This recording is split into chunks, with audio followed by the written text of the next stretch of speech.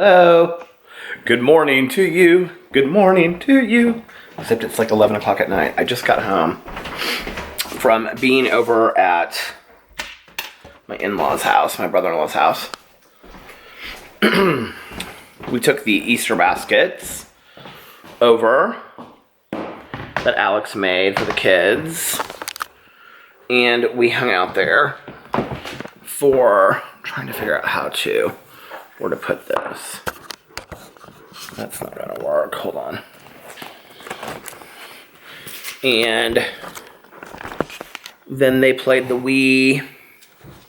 Ooh, that's not very pretty, is it, Peter? Then they played the Wii, and I sat there and talked to my brother-in-law, talked to my sister-in-law. We each had some pizza, because they had gotten pizza, so we had a couple pieces of pizza.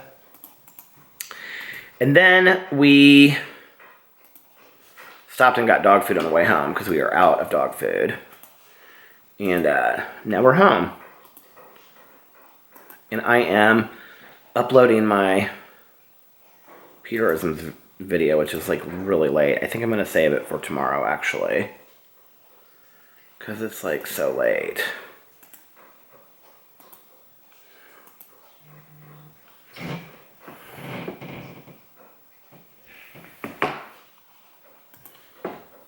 That's Lori.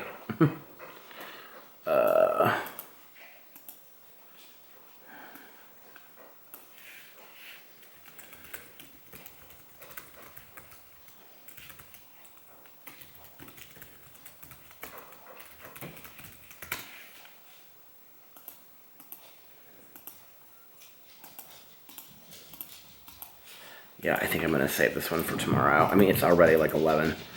Are you guys done eating already? Oh my lord, they ate fast. Who just came up there, Alex? Pee-Pee already ate all that food? My lord. My lord. Oh my lord. My lord.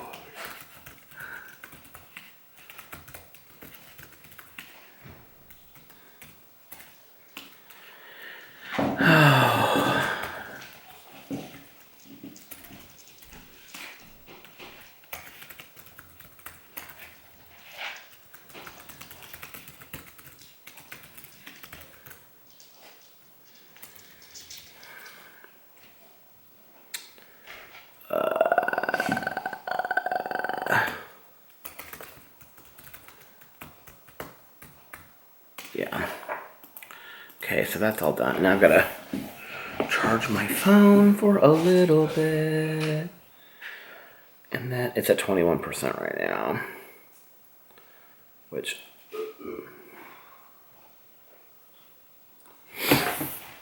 I need it to be a little bit more than that because I want to listen to my audiobook. Ah! All of my things are falling. This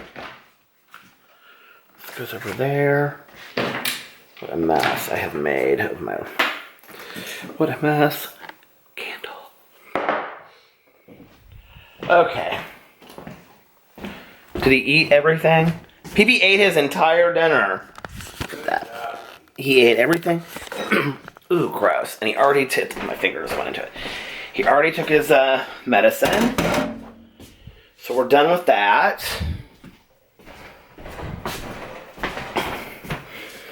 That's weird that it pulled that up. Did Tucker eat his whole food? Tucker ate all his food. Oh!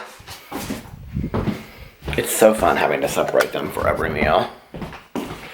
So they don't eat each other's meals.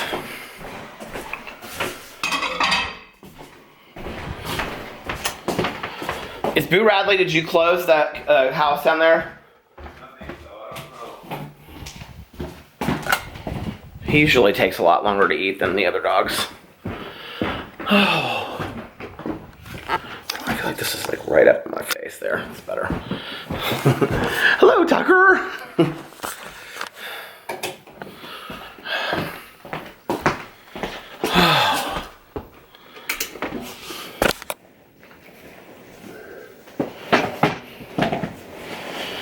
Oh.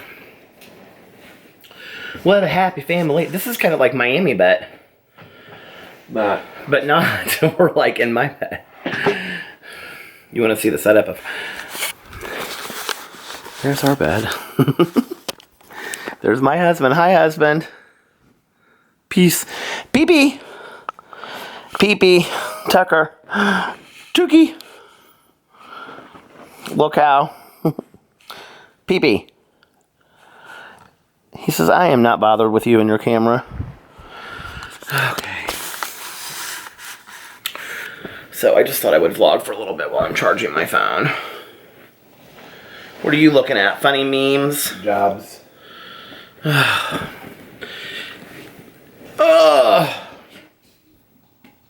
This one's in Weston, Florida. He's always looking for new stuff. Come here, Tucker. Come here. Oh, here comes. Hold on a second. Get ready. Who is it? It's Boo Radley. Boo Radley. What are you doing? He said, well, I don't know. Just don't even worry about it. What are you doing, Boob? He said, don't even worry about it. I'm being my own person.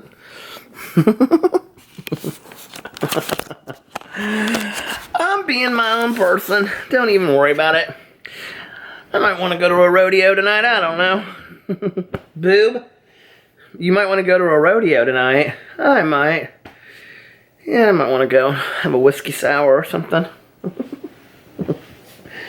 What else? He says I might want to pick up a lass. A lass? Oh. Lady! Here's Lady. Lady! Get her, get her, get her! Get her, get her! Get her, Lady! Get Lady! Come here, Boo Radley. Talk to the people. He said, I don't see those people. Your hair's standing up.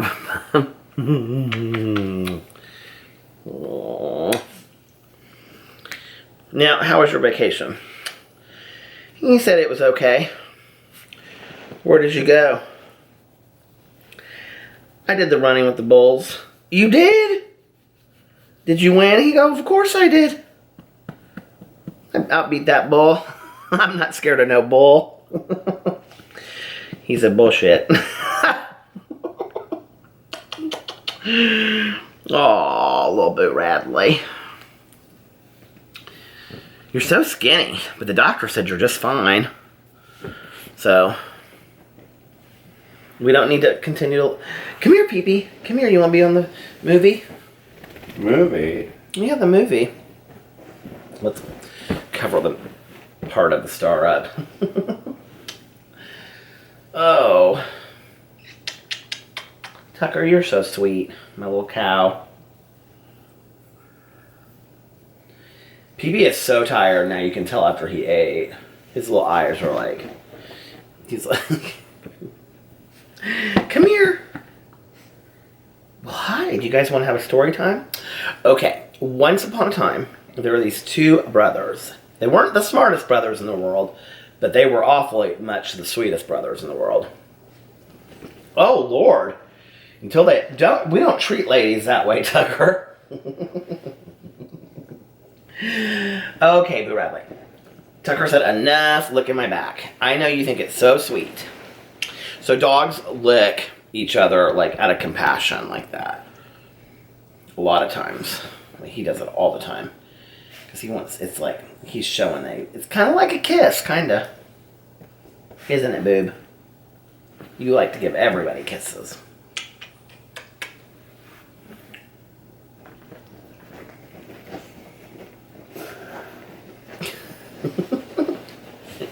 Alex always said, what did you used to say? I am not a fashion runway.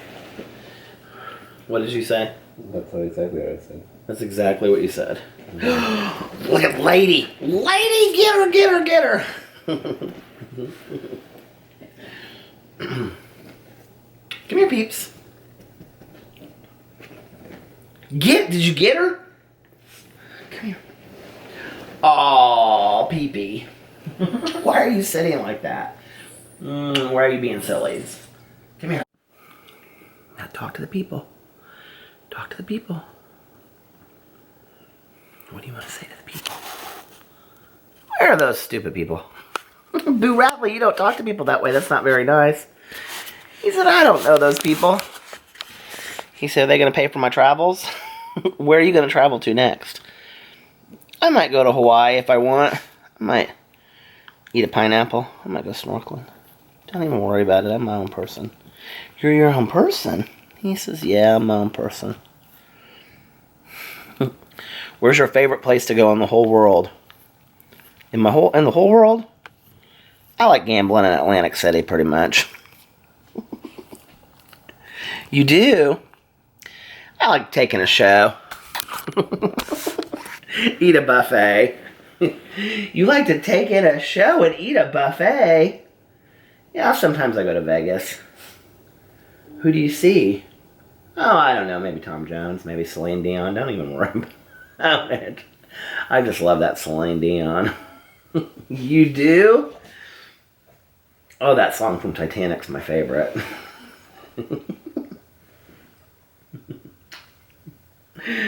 Oh, Boo Radley. You're an old soul. Okay, dogs, enough. We're not doing all that tonight. No, you're going to start fighting and then Dad's going to get mad and we don't need all that. 2, 4, 6, 8. Who do we appreciate? Do you see this? They wrestle. Don't ya? Now, Tucker is my straight A student. Come here, you want everybody to see you. Tucker is my sit down, sit. Good boy. Tucker is my straight A student. He only gets in trouble for passing notes in class with his girlfriends. His favorite classes are home ec and choir. He has a solo in the musical. They're doing Guys and Dolls.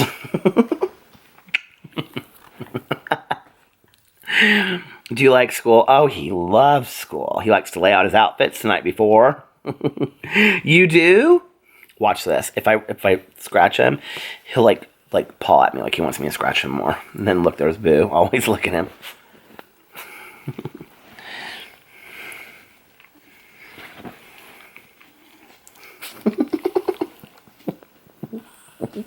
Look at that little faces.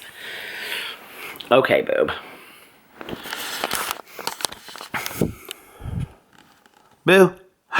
Boo. 2 of the best little brothers in the whole world.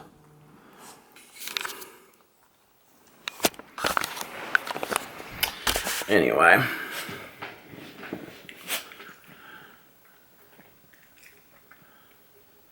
Dream. What time do you work in the morning, did you say? 9:30? You probably wake up in all the snow. It snowed tonight. It snowed like... How much do you think it snowed? Like 2 inches? Forever. Forever? Oh, Tucker. Okay, Boo, I think that's enough. He doesn't want any of that.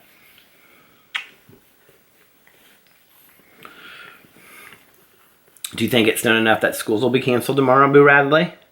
He said, oh, I hope so. Those B's and D's are so hard. Boo Radley, what are you going to do if school's canceled tomorrow? He said, oh, I'm sleeping in all day. Got to catch up on my stories. Days and Young and the Restless. Boo Radley, you watch your stories? He said, oh, I love my stories. I like to watch my stories and have a good cup of joe. Maybe some hash browns.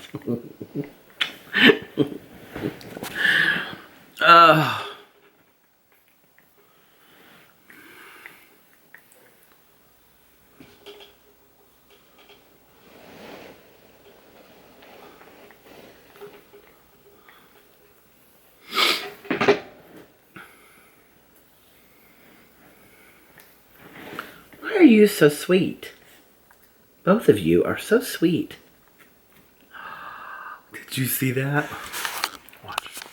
Why are you so sweet? Well, what is that? What do you want?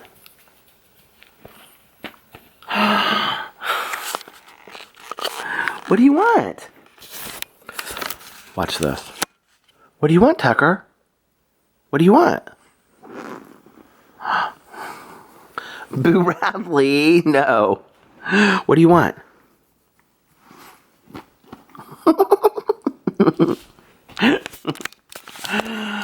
Oh my gosh. You guys were like, this is so boring. Well, you wanted to see what my real life is all about. This is it. This little faces. Time with the doggies. Time with the little doggies. Oh. Pee-pee. Come here, honey. Are you being a good boy tonight? How was your dinner? You liked it? It was good? You took your medicine. I was very proud of you. Yeah. Okay, I am leaving.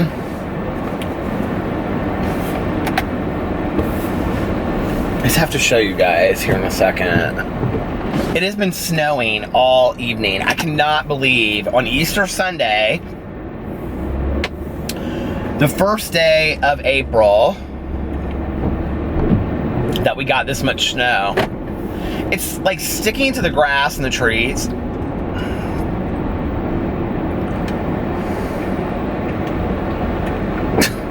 My friend Lori is crazy. She's like, are you gonna go to the casino? I'm like, if you do, because you didn't come last night. And then she was like, well, I don't know, I may or may not. I'm like, I was telling Alex, and he was cracking up so much because he's like, why doesn't she never decide? I was like, she just can never decide.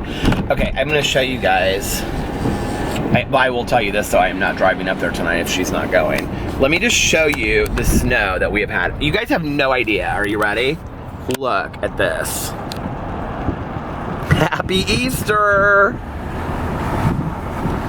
I mean, this is ridiculous.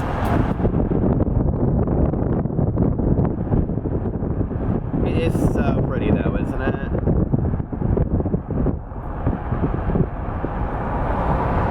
One of my aunt's really good friends lived in this house. I love that house.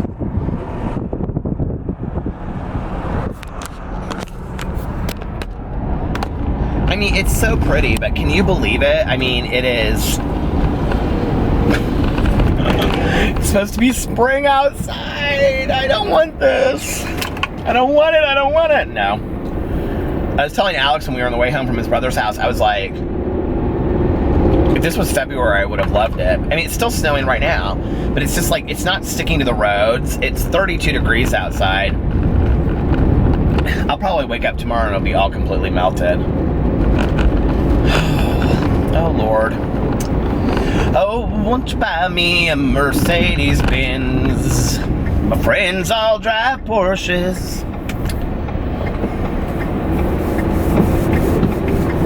I should watch that documentary, Little Girl Blue, again. I haven't watched that in forever. I just finished 60 Days In. Okay, can I just tell you, first of all, before we get into all that, that I gotta go get gas here in a second. I want to get a fountain pop, but somebody commented on my main channel video that it sounded like I was a girl talking with a retainer. Okay, my entire side of this mouth, of like my mouth, because I don't have a canker sore. I bit into it, and like, that's what happened. Because I looked, and I thought I could see something, but I can't.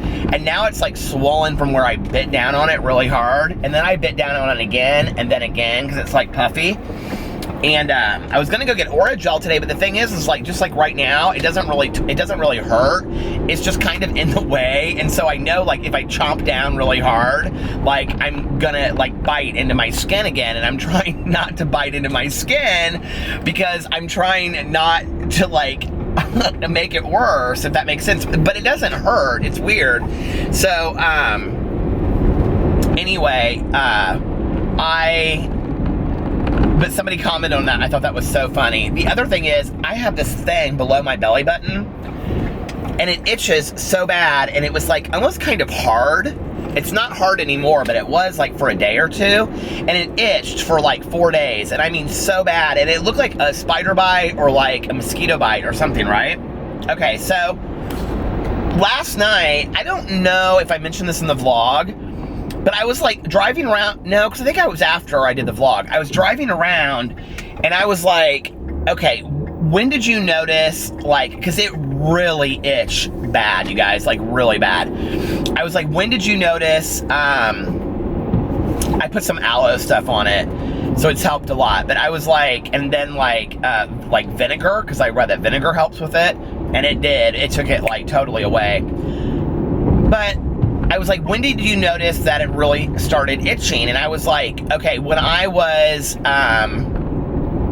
like I had gotten out of the ocean the other day, it felt like I had like tied my skin into like my bathing suit, you know, like where you tie a bathing suit.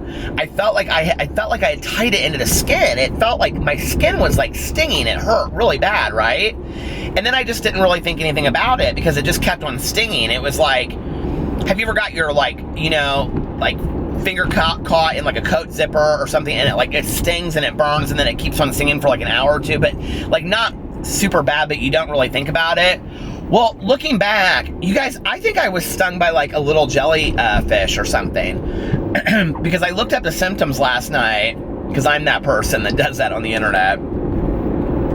And like all of the symptoms of like being stung by like a small jellyfish are the exact same things that I had right there. And it's like right below my belly button. Isn't that crazy? But I guess it's it's possible. Good thing it didn't happen on my face.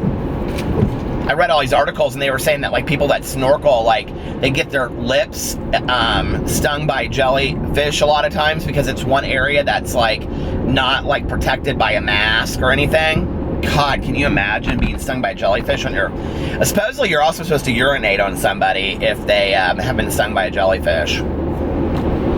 So from going to being stung by a jellyfish to driving in a blizzard, all in 48 hours. Gosh, my life is so crazy.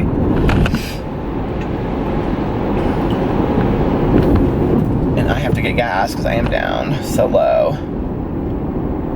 Gas is exactly the same price as it was last night, $2.69. That's crazy. All right. I just downloaded a bunch of music, so I may listen to some music when I come back. I don't know. I may vlog a little bit more. We'll just have to see.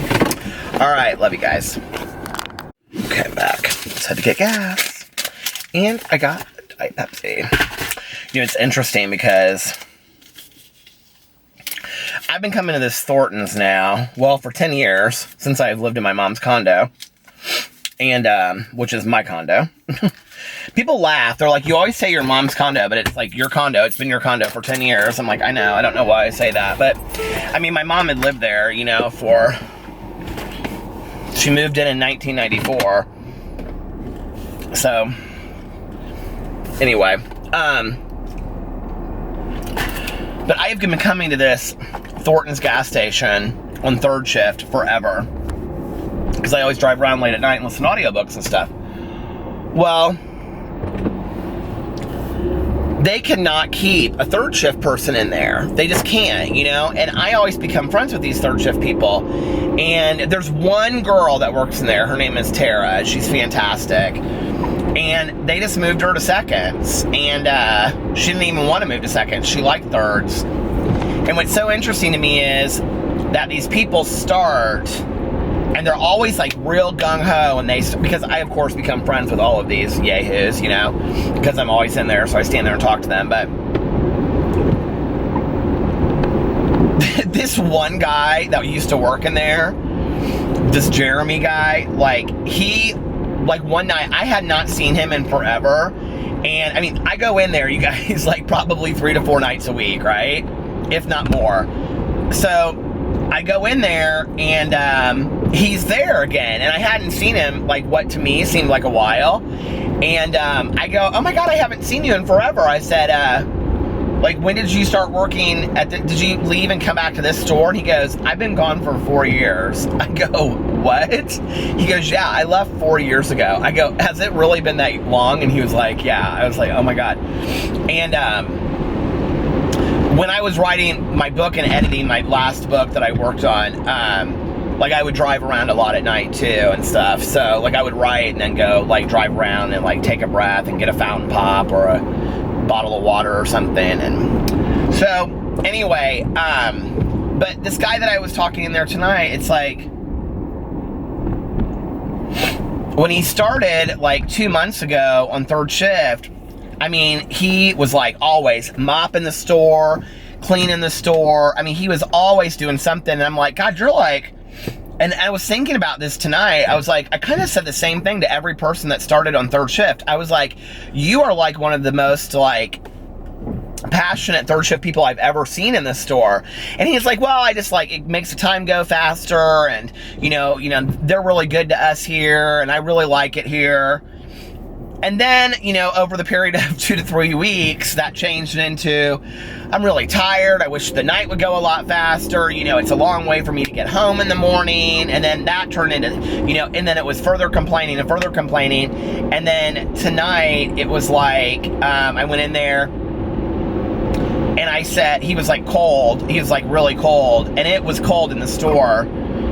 And I said, you okay? And he was like, I gotta find something else. I can't do this anymore. And I swear this is always like one of the last conversations I have with these third shift people.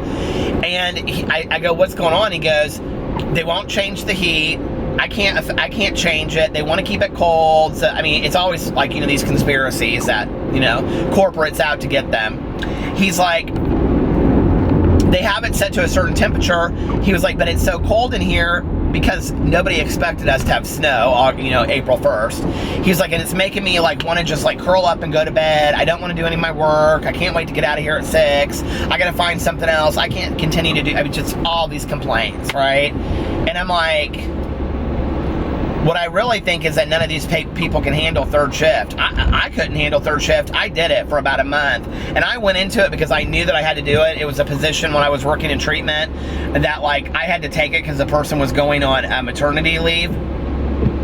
And so I said, okay, I'll do it for a month. And I was not happy about it, and I did not love it, and I read books every night. It was hell. Third shift is hell. Like, I think you are either like made for third shift, or, I mean, like the people, that Taco Bell, they have redone that whole Taco Bell. The people that I knew that when I worked in treatment, that were like successful working third shift, had literally worked there the entire time I was there. Like, they had like 10 and 15 year careers working third shift. Like, they were so good at it. It just was part of their life. Like this Tara girl that works there, like, she's worked thirds. She told me one night, she's like, I've worked thirds for like 20 years. She's like, I don't know that I could do anything else. And that's why she didn't want to go to seconds. But I don't know. We live in a society today that if you don't like your job, somebody else will take it. You know, I mean, if you don't want your job, somebody else will have it, you know. I was thinking about that because I felt bad for him. Like, he's a really nice guy, but that's the reality of the world is, you know, you got to pay your bills. And if you complain too much, well, then they'll just say, well, then go. You know, we'll find somebody else to do the job because you don't want to do it. And it made me really think about, like, YouTubers, you know, and, like,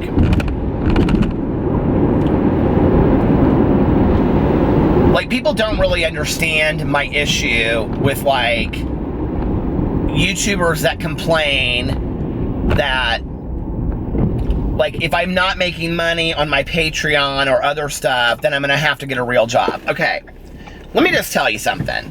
This whole adpocalypse and all of this stuff, we're gonna get real here for a second, okay? YouTube is not my main source of income, but I do okay on YouTube. And, you know, everybody that I'm friends with, like, we never talk exact numbers because you're not supposed to, but we're all doing okay. Nobody's hurting. And there's good money to be made on YouTube. It makes me wonder when people talk about the adpocalypse and, oh, nobody's making money on YouTube anymore. The money can sometimes be so, like, did I seriously, like, from throwing up some YouTube videos, make this kind of cash? That, like, it makes you wonder what these entitled YouTubers were making before. I mean, were you making, seriously, like $100,000 a month on videos? Or is your expenditures going out so expensive that you have become so used to a level of living that is ridiculous? Because I can't imagine what they were making before And I still see ads on their videos, so they're still making money today. And I have to just assume they're making, honest to God, some of these people $20 to $100, $200,000 a month on YouTube. Seriously. So, I don't know, but like, people need to find some gratitude in their heart. As long as I have, you know, a roof over my head and meals, and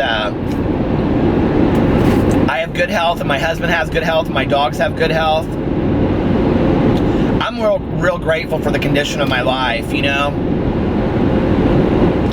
It makes me sad, it really does, because I just want to shake some of these YouTubers and say, do you realize, like, what a gift you've been given? Like, I was looking at this guy tonight, and like, he couldn't go start a YouTube channel tomorrow and be making, you know, $10,000 a month or $20,000 a month, what I'm assuming some of these people with, you know, 1 million, 500,000 subscribers are making. There's no way, you know, and yet it's kind of handed to some of these people. And, you know, here he is just struggling to get by and pay his rent. I mean, who the hell wants to work, you know, a 10 to 6 a.m. job? And I don't know, it just makes me sad. It makes me sad when I see that there are people that aren't grateful for what they have. It makes me want to be more grateful for what I have, you know, like a simple abundance of gratitude that makes me look at everything that I have in my life and just be like, wow, I am truly, truly, truly blessed. Like, no complaints, you know? And,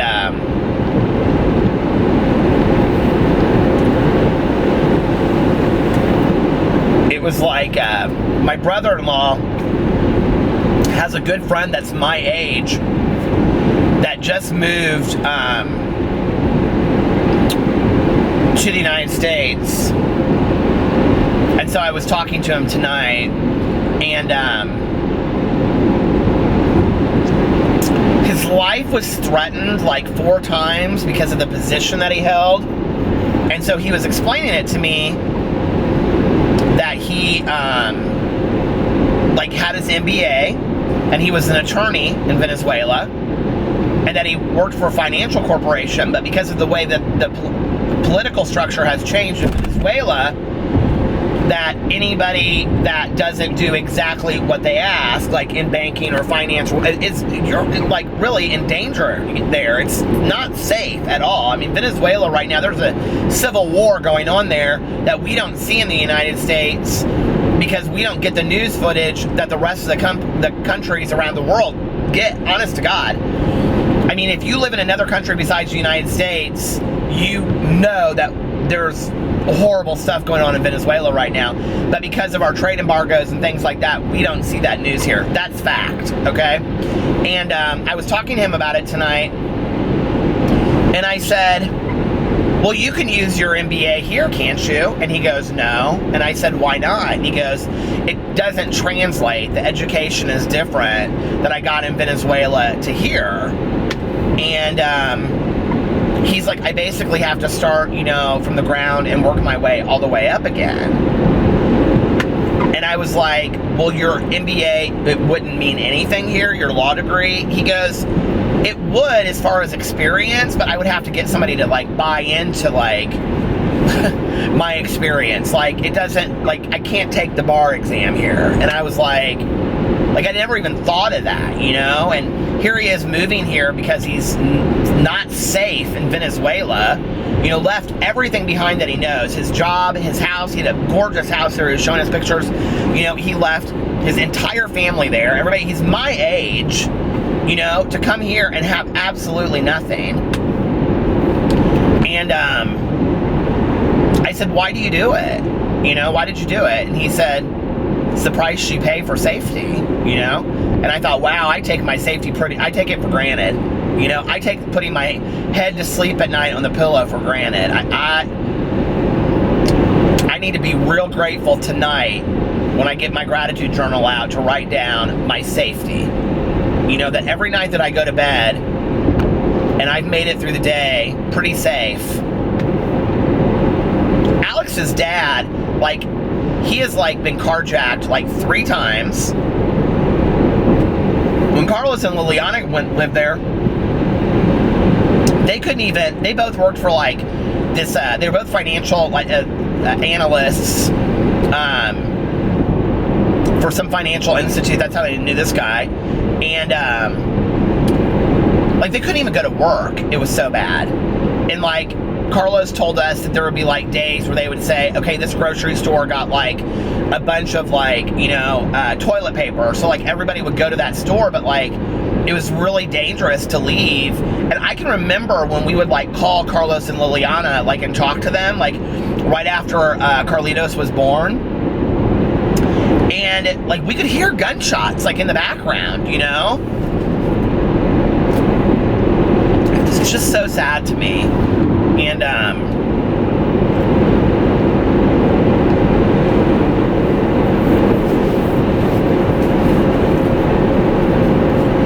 people's thriving for power, control, being right, you know, ego.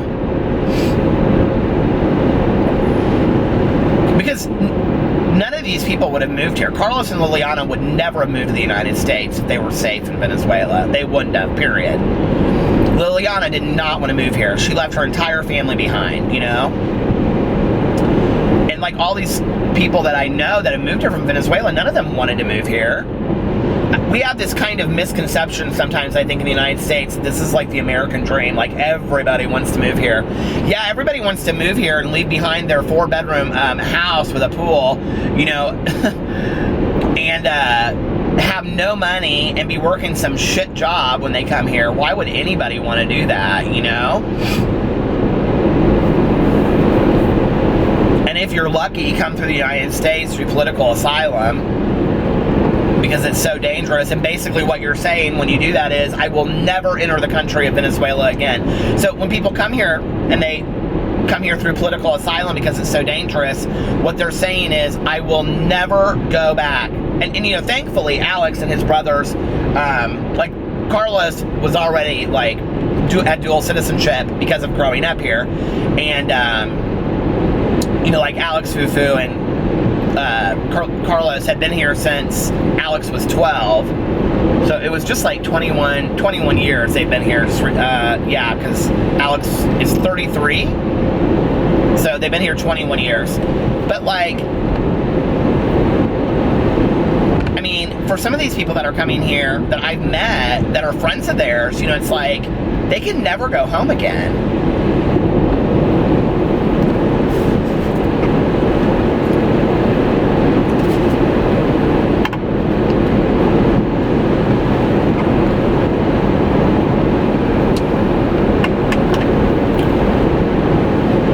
Going on around the world that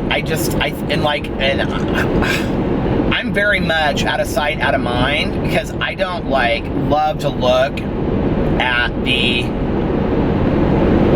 I don't love to look at the sadness in the world, but because I feel very powerless over it, if that makes sense. Like I can't do anything about it, but I also don't want to turn a blind eye. That maybe if I can't do anything about the injustices of the world, what I can do is apply it to my life in saying, well, allow me to be more grateful for every little thing that I have, you know? Whether it's a piece of pizza or a book, or even just going into a bookstore and buying a book and not being worried about my safety, or, you know, being able to apply for any job, you know, in the whatever, you know? It's whatever.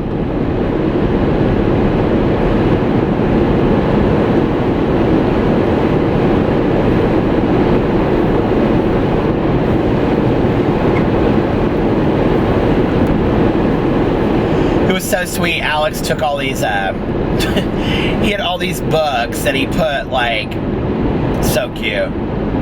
And so in each Easter basket he like got them, this is so funny that my husband did this, he got them like educational like magazine books, and it was like, you know, trace over these letters and like fill in the sentences with the 2 words car and red, you know, and like my car is red.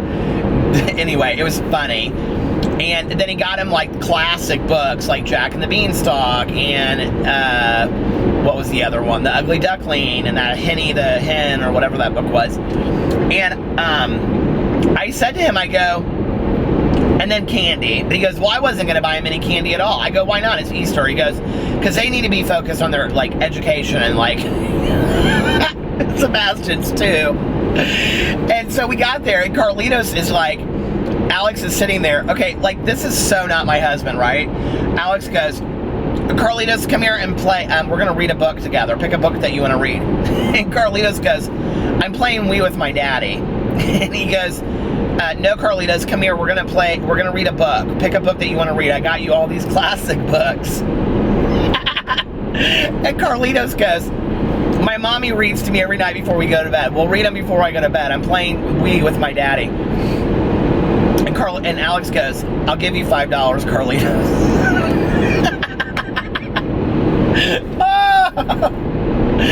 Oh my gosh.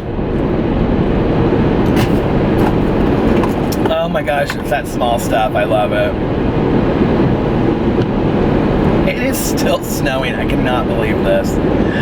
What? Is it the end of the world? Is it like one of those movies like Geostorm or something? What was that one movie where they all like hid out in the library? I loved that movie. The Day After Tomorrow or whatever it was called. Oh my God, I love that movie so much. You guys know what I'm talking about? Did you see it?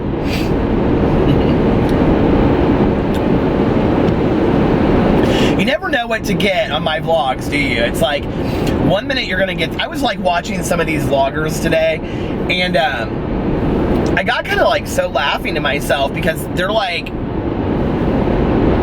there's always like a theme to their vlogs, you know? It's like, I don't know, like we're picking out furniture, and this is what kills me about their vlogs, okay? Their vlogs are literally like 4 or 5 minutes long, and they're like 3 days worth of vlogging where they're like picking out furniture, and the clips are literally like 10 and 20 seconds long, and I'm like, I vlog for an hour every day. Okay, I could vlog for 2 hours every day, easily. And I'm like, how do these people condense 3 days into like 4.5, 5 minutes? Like, that's crazy.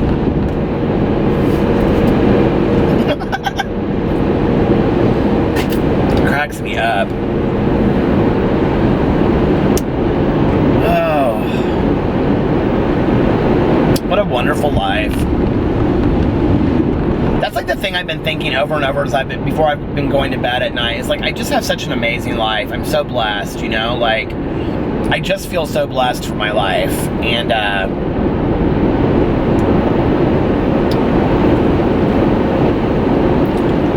who knew this kooky, crazy 45-year-old would, you know, be doing corporate team trainings and writing books and traveling and hanging out and getting coffee and going to meetings and making videos on 4 different channels. Like, I have such a cool life, and I'm so blessed. You know, I just feel so blessed for my life. And I think the thing that's really cool about it is like I'm not done. Like, I know that. Like, I don't know what's next, but I know I'm not done.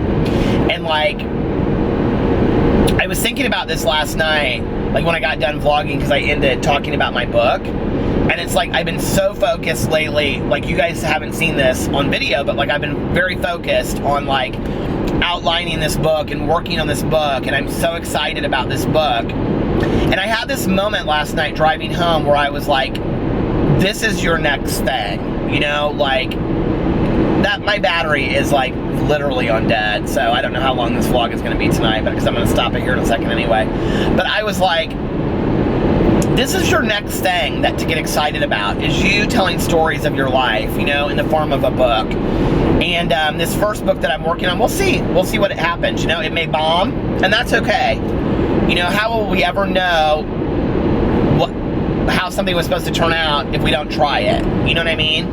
And but I'm so excited about it, and it's so fun for me because I am specifically looking for stories that you guys have never heard before. You know, I'm specifically writing stories that I've never talked about on any of my 4 channels because I want it to be completely brand new. And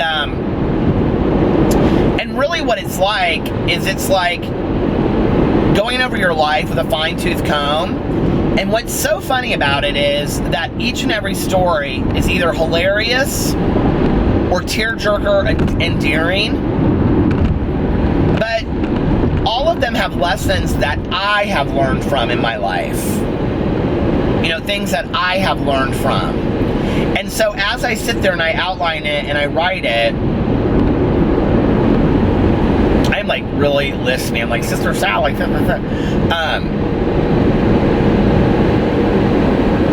as I outline and work on it, it makes me relive these lessons to some degree. And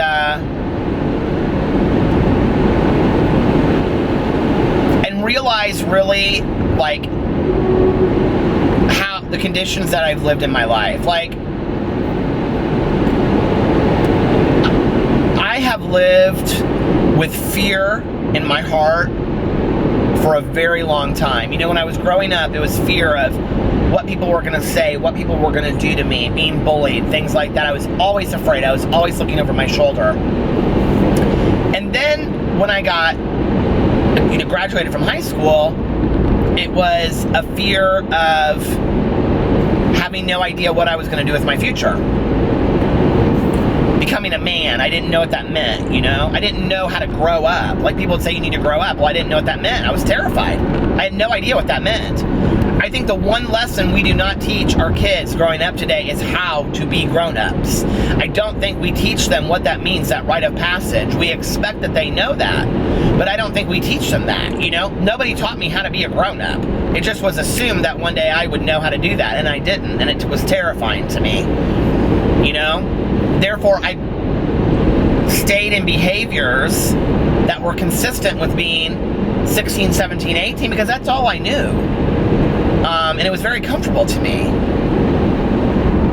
And then, you know, when I got sober, I lived with this fear of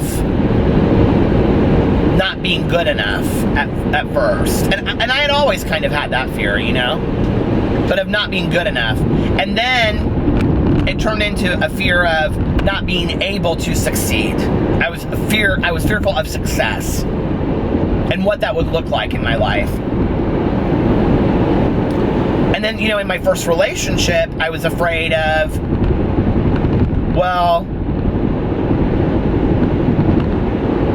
it got to a point with him where I was afraid of what would happen, that I couldn't be true to myself if I stayed with him, and he couldn't be true to himself. And then with my second boyfriend, Sean, I was afraid.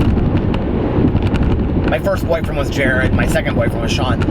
I was afraid of what my life would look like without him, because we had become so close that I didn't know who I was if I wasn't in his life.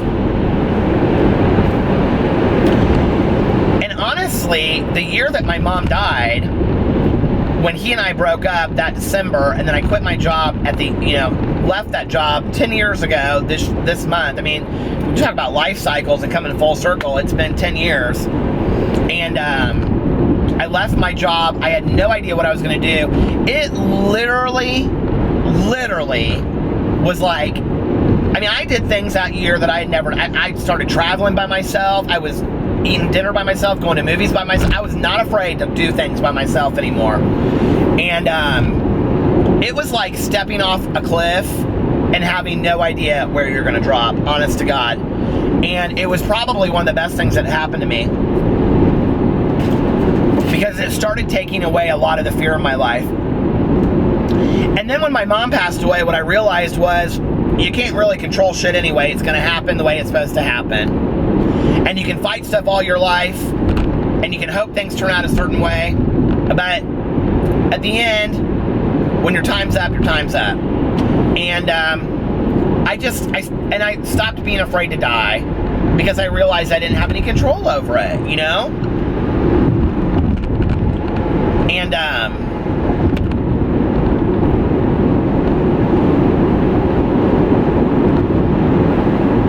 don't live with that kind of fear in my heart anymore. Do I have fear? Sure.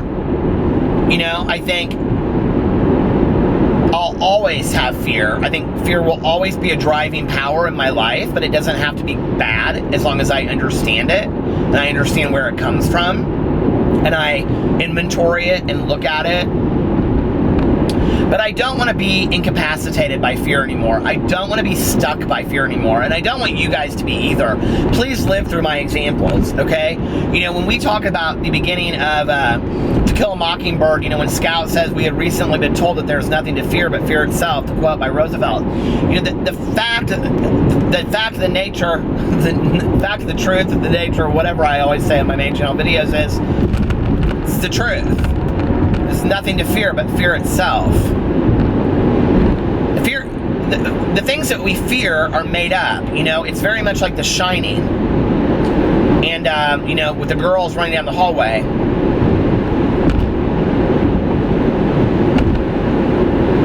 And I look back on my life and I think about so many things that I missed out of fear. And, I'm not willing to do that today. I'm just not. So, I don't know. I'm going through these lessons and looking through these stories again has made me realize how much of my life I lived through fear and how pointless it really was. But I'm 45 years old. I got a lot of life in me left, you know? I hope. And if I got to 45 and learned at 45 not to fear things anymore and live the life to the fullest, then it was worth it. Because some people never learn it. I may never have learned it in my life, so I'm thankful I learned it, you know, finally by 40, 45. Anyway, this is almost at 30 minutes, so I am going to, because it's 29 minutes and 27 seconds. So I'm going to stop this, and I may vlog a little bit later. If not, I'm going to say goodnight to you guys now, and I love you. I'm going to drive around and listen to some music, so I will either see you tomorrow, or I will see you later. Bye.